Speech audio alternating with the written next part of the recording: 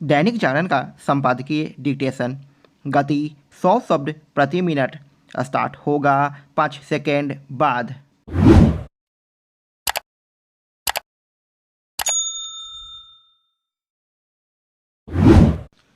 Start.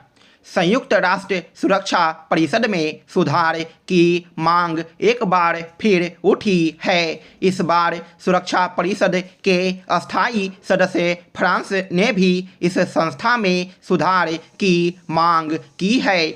इसके अतिरिक्त Japan ने भी सुरक्षा परिषद में सुधार की आवश्यकता को रेखांकित किया है। यह भी उल्लेखनीय है कि प्रसिद्ध कारोबारी एलन मस्क ने यह भी कहा है कि भारत का इस वैश्विक संस्था का अस्थायी सदस्य न होना बेतुका है।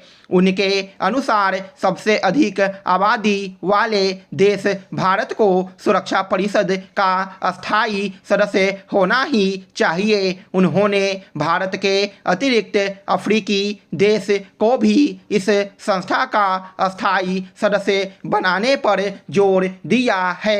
यह पहली बार नहीं है जब संयुक्त राष्ट्र सुरक्षा परिषद में सुधार की मांग उठी है। पिछले कुछ वर्षों में इस तरह की मांग बार बार उठती रही है। खुद भारत भी कई अंतर्राष्ट्रीय मंचों से यह कह चुका है कि यदि संयुक्त राष्ट्र को प्रासंगिक बने रहना है तो उसकी सुरक्षा परिषद में सुधार करना ही होगा। सुरक्षा परिषद में भारत की दावेदारी का कई अन्य देश भी समर्थन करते रहे हैं, लेकिन स्थिति ढाक के 3 पात वाली है। इसका एक बड़ा कारण यह है कि इस संस्था के 5 अस्थायी सदस्य यानी अमेरिका, ब्रिटेन, फ्रांस, रूस और चीन इस पर एकमत नहीं हो पा रहे कि सुरक्षा परिषद में सुधार किस तरह हो। उनमें इसे लेकर भी सहमति नहीं बन पा रही है कि किन नए देशों को इस विशिष्ट संस्था का अस्थायी सदस्य बनना चाहिए। वर्तमान स्थितियों में सहमति बनने के आसार और भी कम हैं, क्योंकि रूस और अमेरिका के बीच तो 36 का आंकड़ा है ही। चीन और अमेरिका के बीच भी तनातनी जारी है। सुरक्षा परिषद में सुधार कितना आवश्यक हो चुका है यह इससे समझा जा सकता है कि यूरोप के 3 देश इसके अस्थायी सदस्य हैं, जबकि वहाँ विश्व की केवल 5% आबादी रहती है।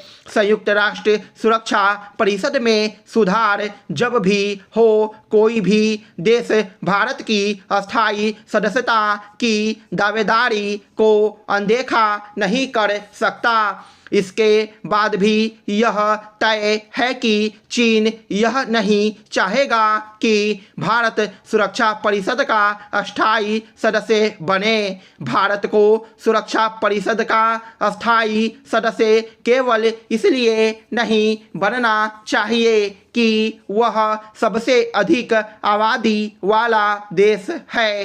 भारत को इसलिए भी इस संस्था का अस्थायी सदस्य बनना चाहिए क्योंकि वह 5वें नंबर की अर्थव्यवस्था है और शीघ्र ही 3रे नंबर पर आने जा रहा है। इसके अतिरिक्त हाल के वर्षों में भारत ने यह दिखाया है कि वह वैश्विक समस्याओं के समाधान में महती भूमिका निभाने में सक्षम हो चुका है। दुनिया भर में शांति अभियानों में भी भारत के योगदान को नकारा नहीं जा सकता।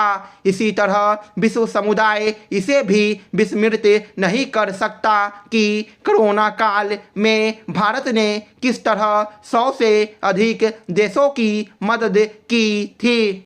पूरा देश इस समय राम नाम में रमा हुआ है। अयोध्या में श्री राम के जन्म स्थान पर बन रहे मंदिर में भगवान के बाल स्वरूप की प्राण प्रतिष्ठा के बाद आस्था से ओतप्रोत भावनाओं का ज्वार उमड़ आया है। सदियों पहले आक्रांताओं के हाथों हुए अत्याचार से आहत हुई भारतीय सभ्यता में नवजीवन का संचार हुआ है। गांव कस्बों से लेकर महानगरों तक लोग स्क्रीन पर ही अपने आराध्य की झलक पाने को उतावले थे। झलक मिलते ही तमाम श्रद्धालुओं की आंखों से श्रद्धा के आंसुओं की धारा झरझर बहने लगी। ऐसे माहौल को देश की सबसे पुरानी पार्टी कांग्रेस जरा भी नहीं भांप सकी और उसने प्राण प्रतिष्ठा के आमंत्रण को ठुकरा कर उसमें अनुपस्थित रहने का विकल्प चुना।